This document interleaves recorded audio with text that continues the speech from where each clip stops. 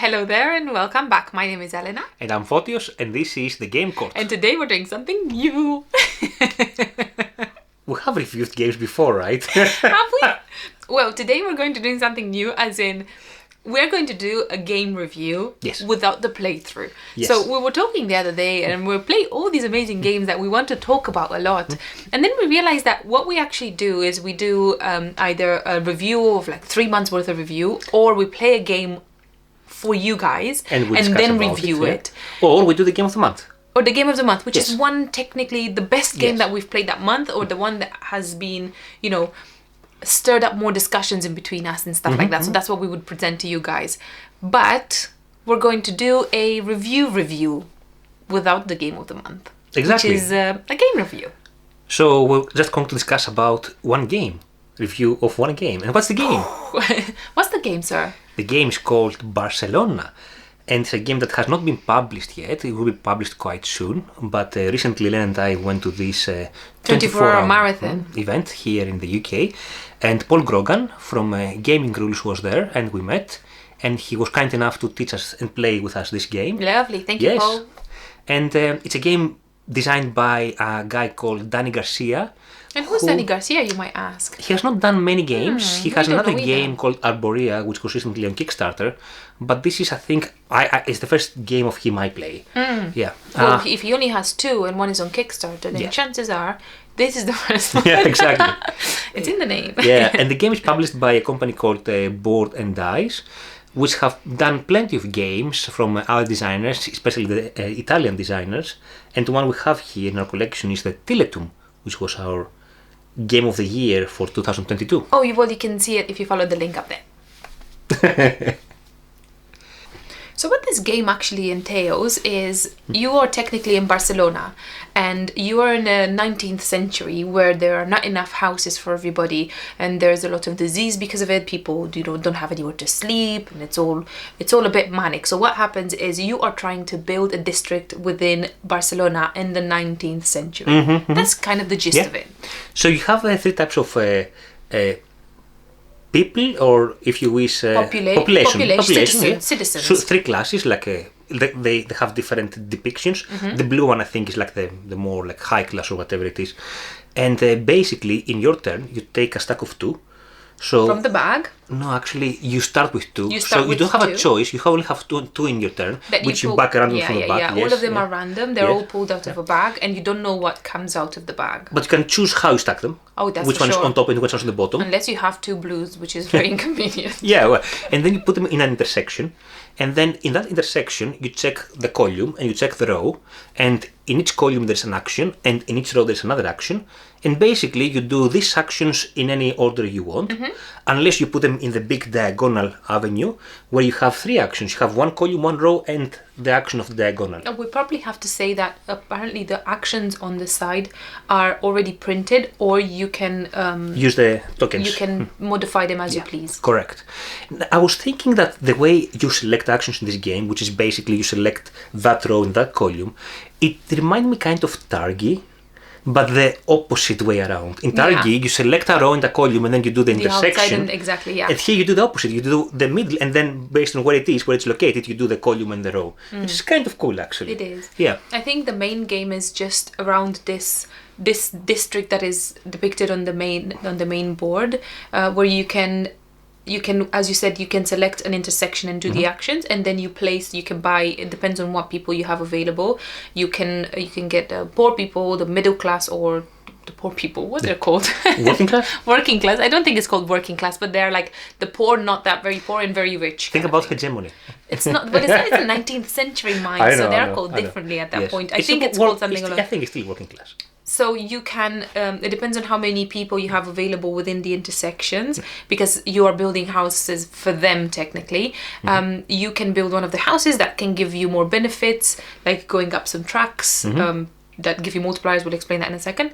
Or you can build houses for richer people that give you less multiplier for the end of the round, but they give you more, what would they give you? Oh, they give more like cathedrals and stuff like that. Yes, correct. So basically, as you build the buildings as Len described, you take the 2 tokens, because you only have to have 2 tokens around the building to build it, And there are 3 common tracks on the bottom of the board, 3 tracks for all the players, one for each class, where basically as this fill up with people, there is some intermediate scoring games, and then this also tracks the end of the game. So you don't have a fixed number of rounds in the game. It depends how. Is 3 lumps. Yes, 3 lumps of people that you could collect. 3, yes.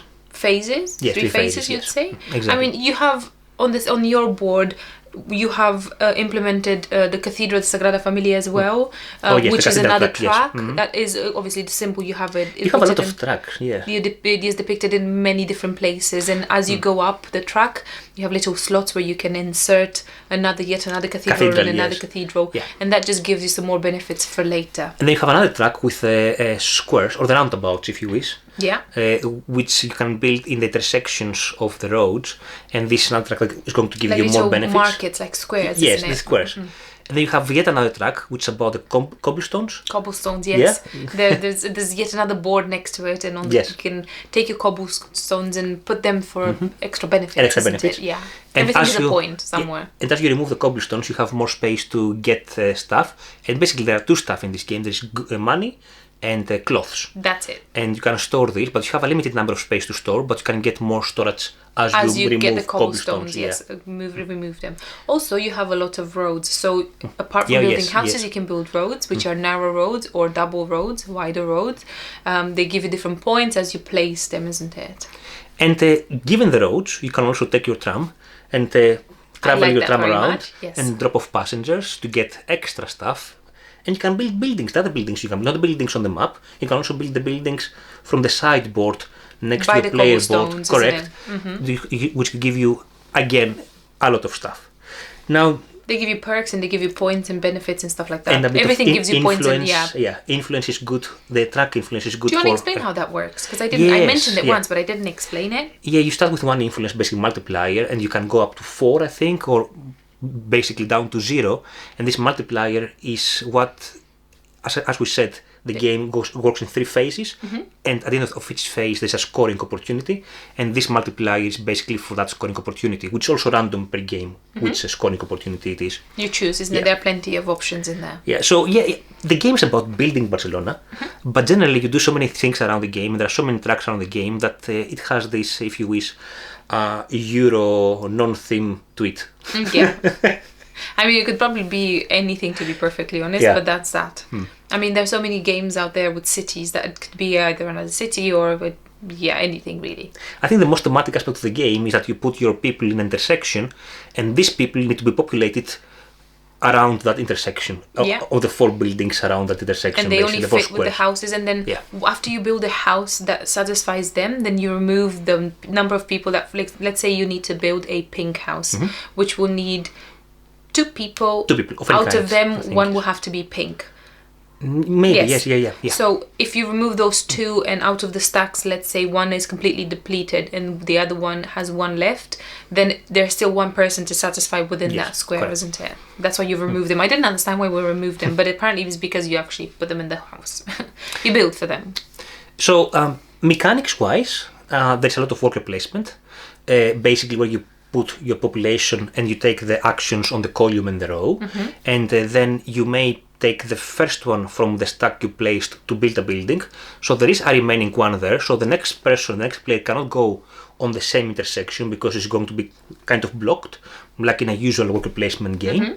And you also have a lot of tile placement, either in the map or in the cobblestones, market, whatever it is, cobblestone sidewalk or whatever it is. It's a bit of route building as well. Yes, there's a lot of there is a bit of your network, isn't it? Correct. That you build in there. You get more points if you do that. The more of your network, the better your tram can travel, cheaper, and the more points you get, isn't it? Also, we forgot to mention, when you build a building, you can always overbuild.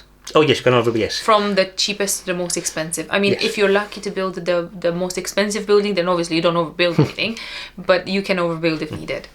Yeah, and there's a case that in some corners of the board there might be some population that's blocked, that cannot be removed, so you cannot take that combination of actions, which is a bit unfortunate, but it can happen in the game, yes. The game plays from 1 to 4, shall we say. Yeah. We played it at 4, and it was very satisfying. Yeah, it's not the longest game either. No, it's fairly fast. Yeah, it went quite well.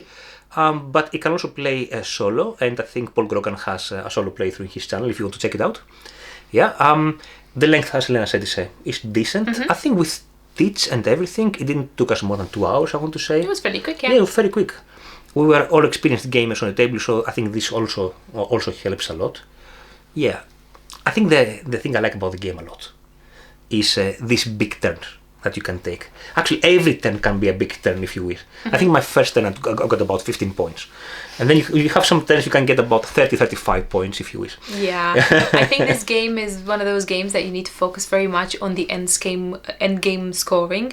It's going to give you a lot of points, and it's technically, I feel like this is one of those games that you have. This game offers you so many things. It's such a bountiful game, and it has so many different avenues that you could take. You cannot do everything. Yes, you can mainly just focus on what your end game scoring would be, because you choose what tiles you will take for the end.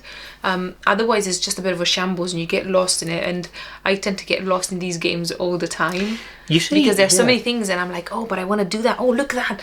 Oh, but look at that juicy bonus. And then I just get lost somewhere within. And then I realized that halfway through the game, I didn't really do anything because I've been everywhere on the map. Yeah, I think you are correct in saying that you have to focus on what you're doing, and maybe you have to focus on the tram or on the corners or the intersections, the roundabouts, whatever it is. I think you're correct in that, but also there's a lot of opportunities for in-game scoring, not only end-game. In-game scoring, correct. Yes. It offers you, it has a lot of points throughout the game itself, isn't it? I think it's very important to have the opportunity at every turn that you take to build a building of your turn. Yeah, that gives you a lot, especially from mid-game onwards. At the beginning, you'll get like 2 or 4 points, but afterwards, when you start wrapping the points, like 10 points, 14 points, there's so many points just by building a building. Yeah, it gave me the sense, I mean, when I was playing the game, I really recalled Tiletum, like how both games work in the sense of combinations, and you do one thing, your action might be a simple action but might trigger so many more actions, so many more things to do, which I really liked about the game. It gave me a lot of satisfaction while playing it. Yeah, it did remind me of Tiletum at one point, and that's the bountifulness behind it, isn't it? Yes. Although I feel that this one, I mean, I feel like in Tiletum I can do, even if I get lost somewhere, there is, some catch-up mechanism. There's a soup that I could get from somewhere, or, there's always a pathway or something to do somewhere. A soup is a resource in Tiletum. Let me clarify this, yes. I might put a picture of it, because it's always funny.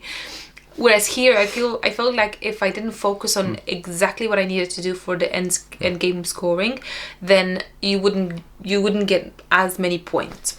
I think which is a bit of a downfall for me. Yeah, I think the game Barcelona is bountiful, it's satisfying, but it's a bit tighter than Tiletum in that sense. It is though, isn't it? Like money and cloth, to get money and cloth, yes, it's quite...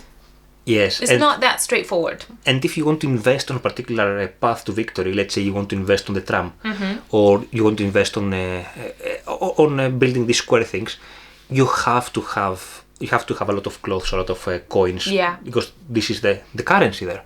It is a pretty game. It's nice and bright and vibrant. Nice colors, yeah. Nice color, nice. I think iconography is alright. Yeah. I didn't have any problems. I think it's fairly easy to read without even looking at what it actually means. And it's satisfying, as the Barcelona is built so slow with the buildings. It's satisfying to see it complete. Yeah, it's very. It's a pretty game. Yes. From a replayability point of view, I think the game's right. I mean, it's not like. I don't think it's going to win any awards for playability, but only the fact that, as Elena said, that you can shuffle the actions on the columns and the rows, I think only that alone is enough. It's good enough, exactly, because I mean, apart from like most of these games, most of the games these days will offer you extra scoring tiles for the end. Yes. All of these things extra, because it depends on for the faces. The cathedrals. It depends on how you actually take them, and they're all different, so you don't get the same ones all the time. The cathedrals are the same, but you may take different ones. Correct. So it just adds to it.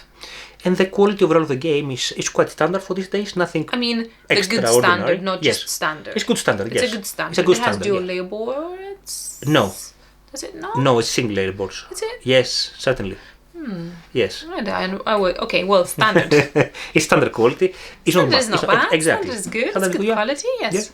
that was our review for Barcelona, a game designed by Dani Garcia. I hope you enjoyed it. Thank you so much for watching. See you later. Bye.